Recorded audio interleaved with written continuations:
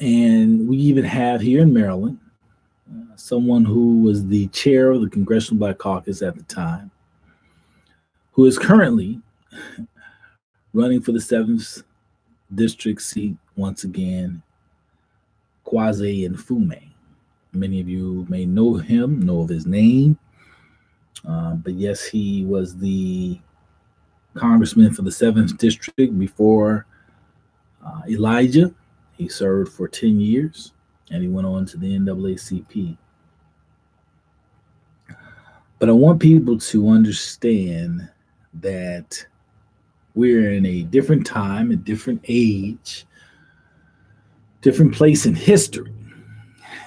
And quite frankly, we don't need or want any more Quasi Nfume or those like him. I'm going to mention some others because as we come up on this election cycle, I think there are a lot of people who are saying, well, you know, this is a name I know. And it may be a name you know, but it also may be a name that has signed on to bad policies that have put us in a bad situation. And so this is one of the reasons as well why I'm always so adamant. And when people discuss even this president, Donald Trump, and they talk about what a terrible president he is, and to some credit, some of the points that are absolutely true. I just like to kind of remind people that many of the failed policies, many of the bad policies that have been written and that have put black people and brown people in the position that they are in today are not new policies. They're not policies within the last three years. They're policies that have been here for many years. Many have been drafted or uh, come under administrations in which many have voted for the administration. And so we kind of have, in one regard, if we don't wake up, if we don't start to change how we look at things politically, we have ourselves to blame. We're not actually being students of history, then we have ourselves to blame. If it is a thing about what we call ourselves, whether we call ourselves Democrats or we call ourselves Republicans, if that is the most important aspect of our politics, then we are doomed. You heard me. We are doomed. We have to think broader, deeper, long term, and also, again, historically. We can't take history out of our decisions on how we vote today. So, what I'm going to lay out, what I want to really lay out today is the reason why that's so true. One of the reasons why that's so true is because people like Nfume, Quasi Nfume, people like Joe Biden, people like Bernie, people like Nancy Pelosi. These are people in Chicago, Bobby Rush, David Davis, Danny Davis, people like that actually voted in favor of that 94 crime bill. That 94 crime bill, people, for those who don't know the ramifications of that bill, that was the worst bill that has been written since the fugitive bill. If you don't know what the fugitive bill is, look it up, but I will kind of explain it right now. The fugitive bill was written back in the late 1800s, I want to say 1856 or so, 1854, 1856 or so, somewhere around then. And it allowed owners to go after their their previously owned slaves that had escaped to the north. So it was called the Fugitive Bill. And the only bill, when I look back in history, that I can say that impacts us to the same level, maybe even a greater level,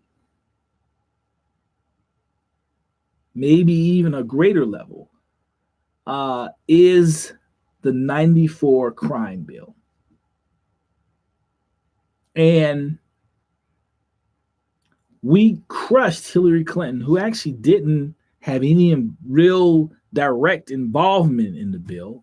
Her husband was the president at the time. We do believe that she believed in this bill and was supportive of it and did her part to sway different members of Congress.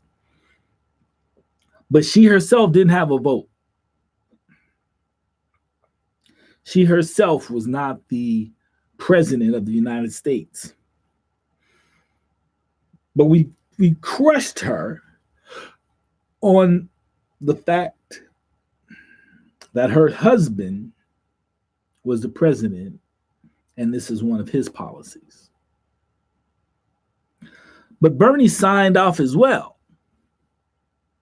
And Joe Biden, though it was redrafted, he drafted the original version of the crime bill.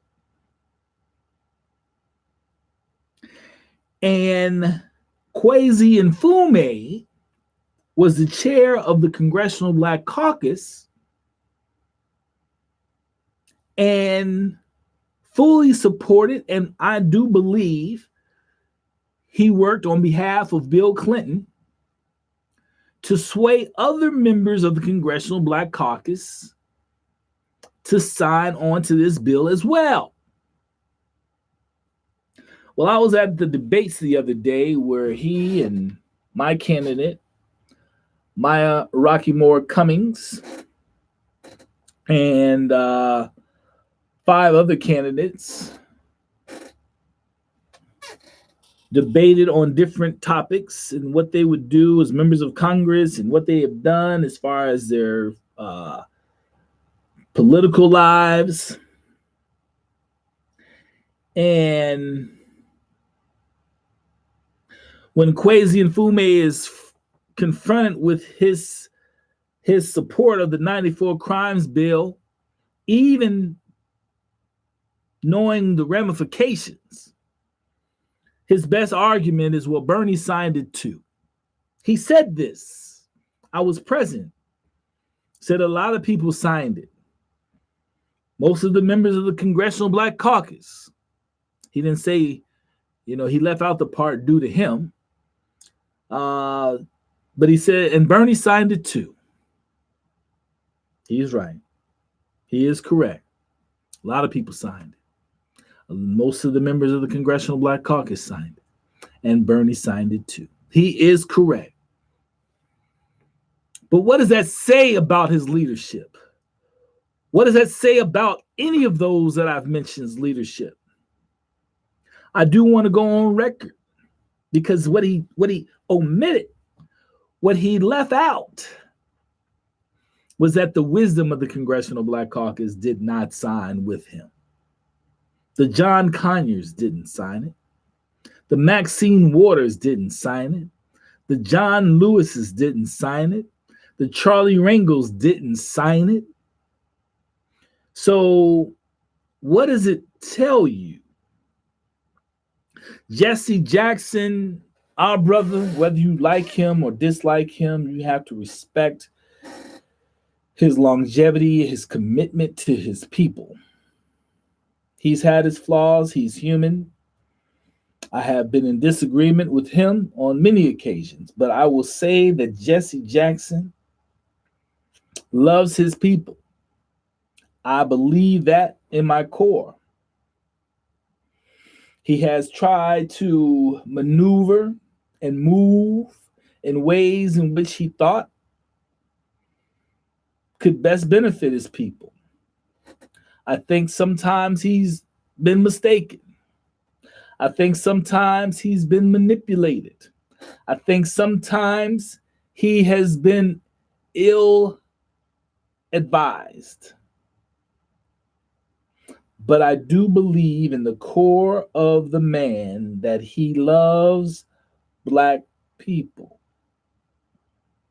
And in 1994, before this bill was signed, he spoke to members of Congress. He spoke, and Kwesi Nkrumah was part of the committee in which he spoke in front of. So was Bernie.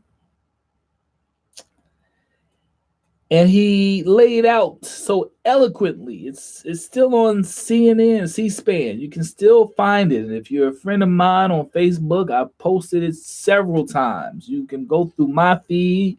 You'll find it. It's probably, I posted, I think, again yesterday. But it's on my feed several times, even before there was a vacant seat in the 7th. I put it on there because I wanted to bring attention at that time to the Bidens, to the Bernies, to those that were in office, that were running for president again, so that we could then make a better choice, a more sound choice on who we elected as president.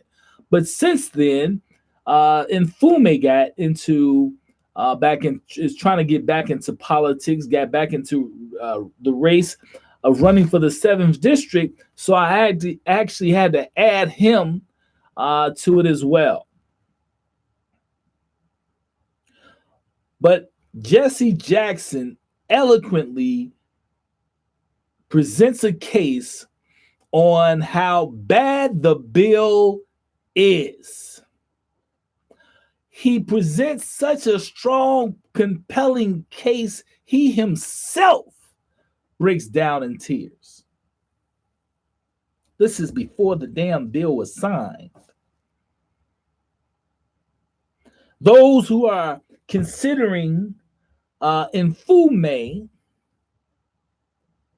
for our future need to look at Nkrumah's record that has brought into our present a bad decision that he made in the past. He sold us out, period, point blank. He goes on in the debates recently of talking about what he got out of it. He went on in the debate talking about what he was able to get out of the 94, him signing the 94 crime bill. Do you understand this? He said he got a ban on assault weapons for 10 years. We have over 2 million Black and brown men and women incarcerated for many on small junk cases. And he actually said that we got a 10-year ban on assault weapons. I want to explain something to you if you don't know this, folks.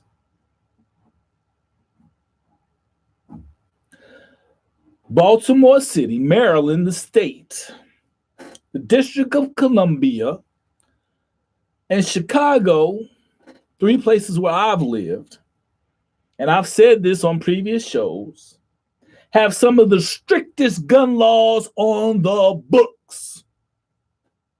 Did you hear me? Have some of the strictest gun laws on the books. Black and brown children that actually have guns, assault weapons, don't buy them at Walmart. Not in Maryland, not in the District of Columbia, and not in Chicago.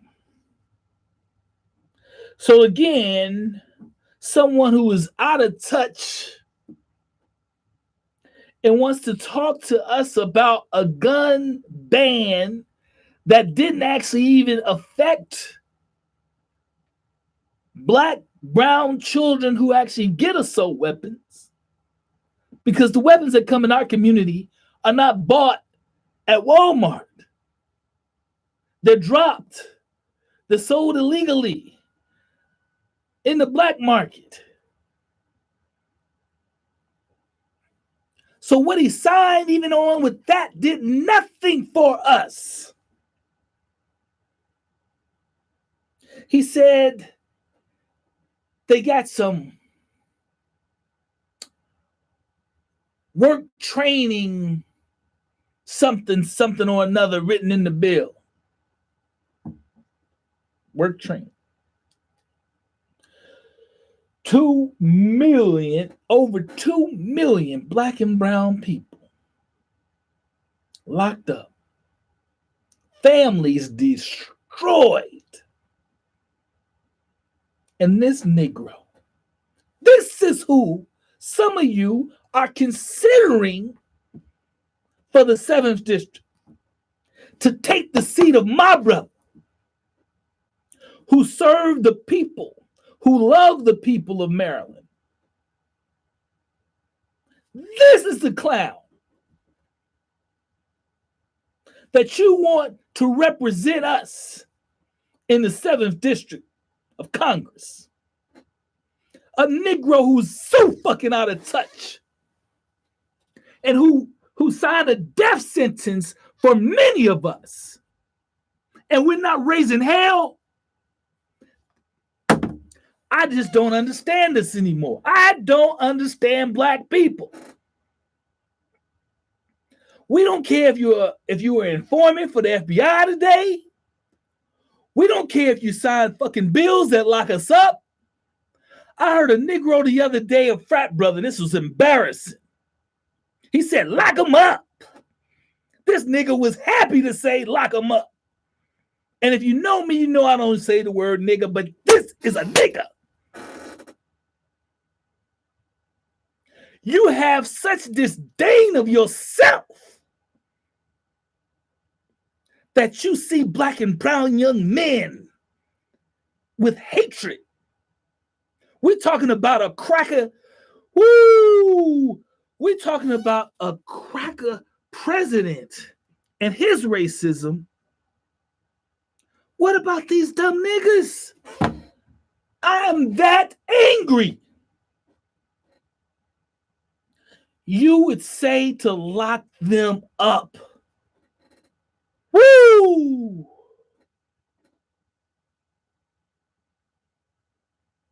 I can't understand it.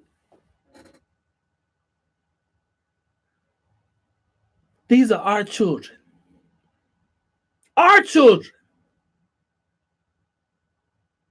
And the leadership at the time, Jesse is talking to the leadership at the time and trying to convey to them the importance of a right decision, the importance of this moment in time in history and how they need to stand fast. And when I go back and you can look up and see who voted on it, every member of that panel voted either for it or decided to be absent on the day of voting. Weak ass leadership. And this is who we would vote back in. I live in Baltimore. This is the clownish ass city when it comes to politics that I think I've ever been in. People wanted to laugh when the District of Columbia voted Marion Barry back in, but at least you can say Marion Barry loved black people. He did all he could for his constituents. He had his personal problems, but he did not commit fraud. He didn't steal a damn dime from his people. Not a gift card, nothing. They could never find him with his hand in a cookie jar. He damn sure didn't sign any type of bill that would put black folk behind bars. He didn't do that. He wasn't an informant for the government. He was a man who had personal issues, but he fought like hell to make sure that black folks got jobs, got contracts, built millionaires in PG County.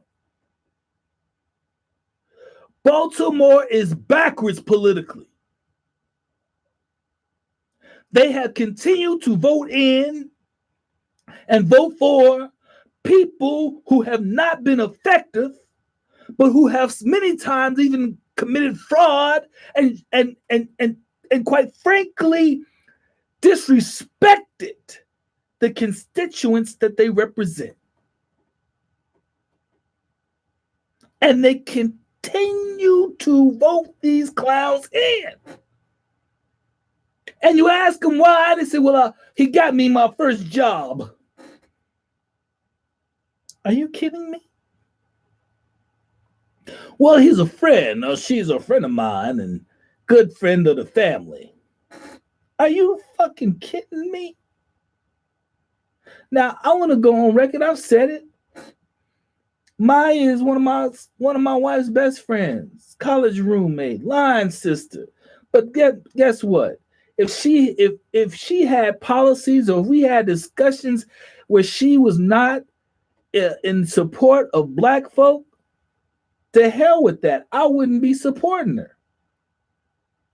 You've heard me. Marilyn Mosby's a friend of mine, Tuskegee alum. We tight, Tuskegee. Nick, Tuskegee alum, baby. Love them. But if she wasn't on the right side of history, calling out corruption, standing up, even as a prosecutor, she's standing up for what's right. People try to say she didn't have experience. And say, nigga, who you want? Experience? What has that gotten us? These same folk locking us up unjustly? That's the experience you looking for? You a fool.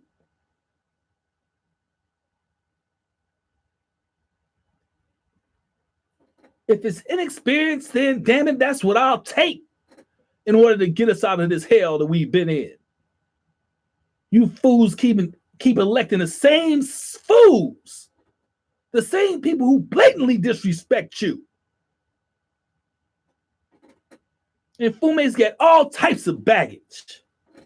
And he's 71 years old. How the hell is he gonna know what's he? If he signed something like he did in '94, hell, he won't even be here to take the responsibility for his actions.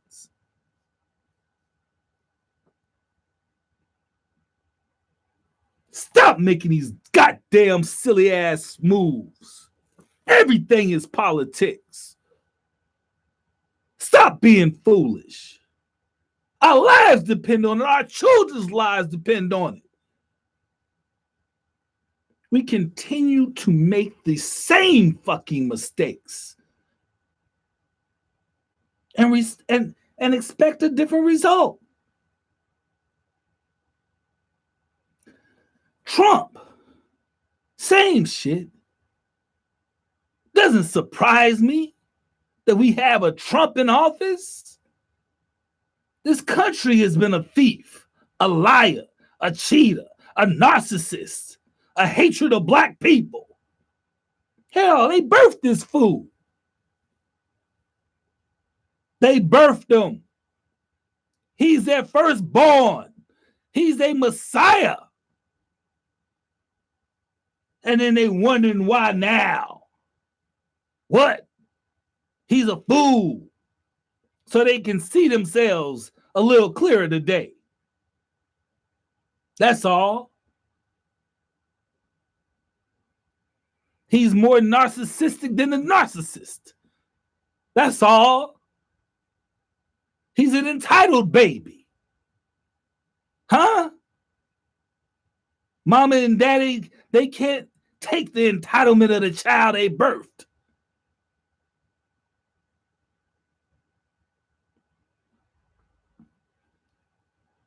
But even with this, even with him,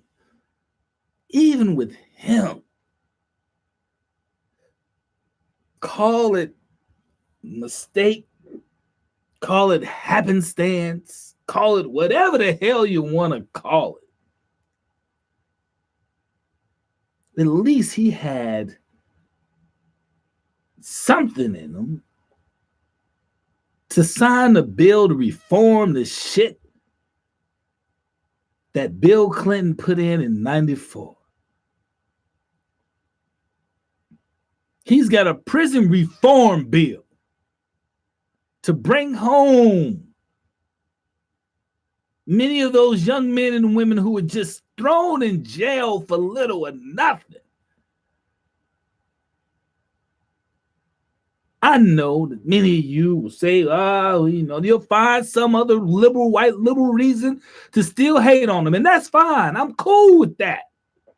Hate on them if you want to hate on them. But don't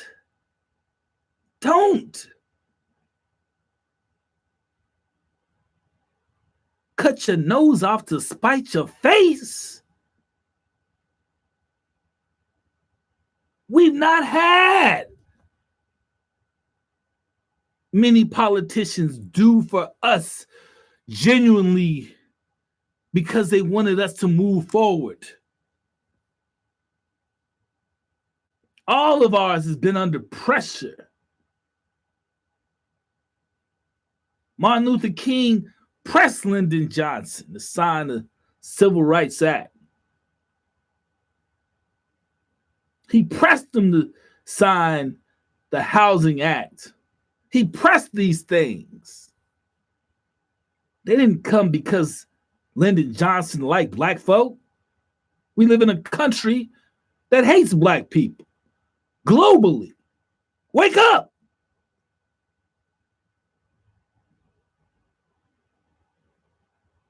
So we have to understand that.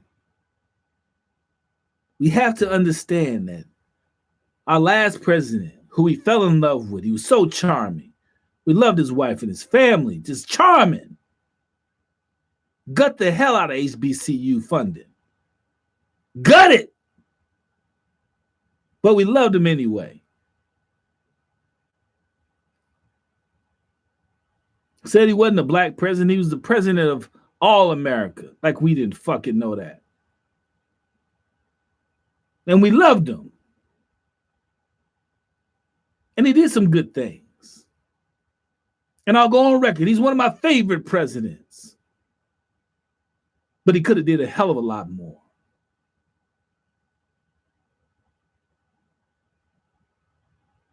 He could have pardoned a lot of Black Panthers that went down for the struggle. He could have pardoned them all, but he chose not to.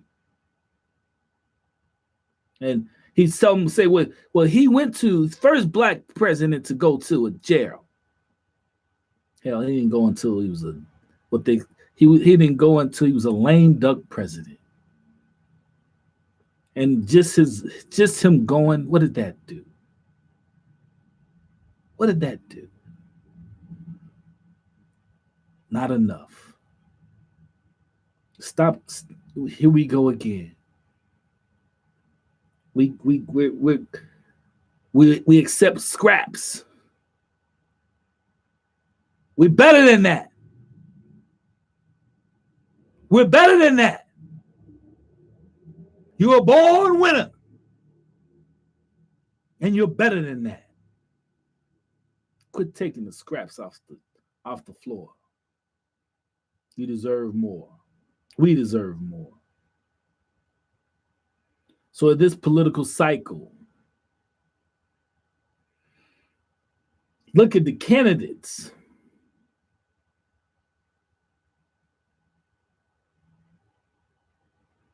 Look at what they've done. Look at how they've done it. And look what they intend to do. Get somebody young. This is not a bash on our elders, but it's time to pass the torch. Keep going backwards. We need new leadership, fresh leadership. We need people who have a vision and they want to live on with that vision. They want to be committed to that vision.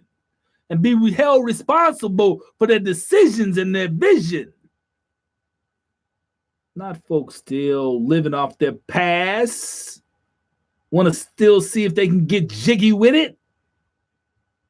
The jig is up. You had your shot, and you didn't do a goddamn good job at it. So why would I want you back? You got it. I apologize for the sensitive ones, but I just had to say what I had to say today, and I had to say it how it came out. Nothing you haven't heard before, language-wise. Maya Rockeymoore Cummings is my candidate for the 7th District of Congress. Elijah Cummings' widow and my family's good friend. She has the vision, she has the experience, and she has the passion and know how to get it done.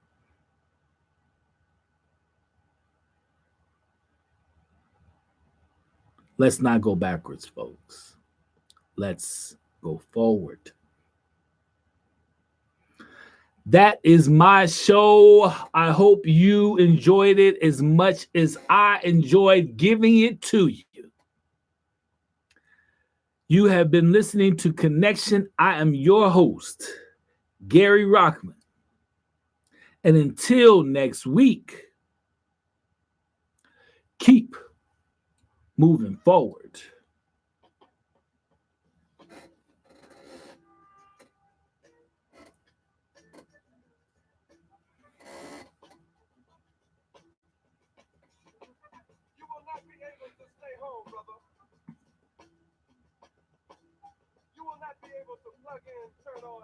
Out. You will not be able to lose yourself on SAG and skip out from here during commercials because the revolution will not be televised. The revolution will not be televised. The revolution will not be brought to you by Xerox in 4 parts without commercial interruptions. The revolution will not show you pictures of Nixon blowing a bugle and leading the charge by John Mitchell, General Abrams, and Spyro Agnew to eat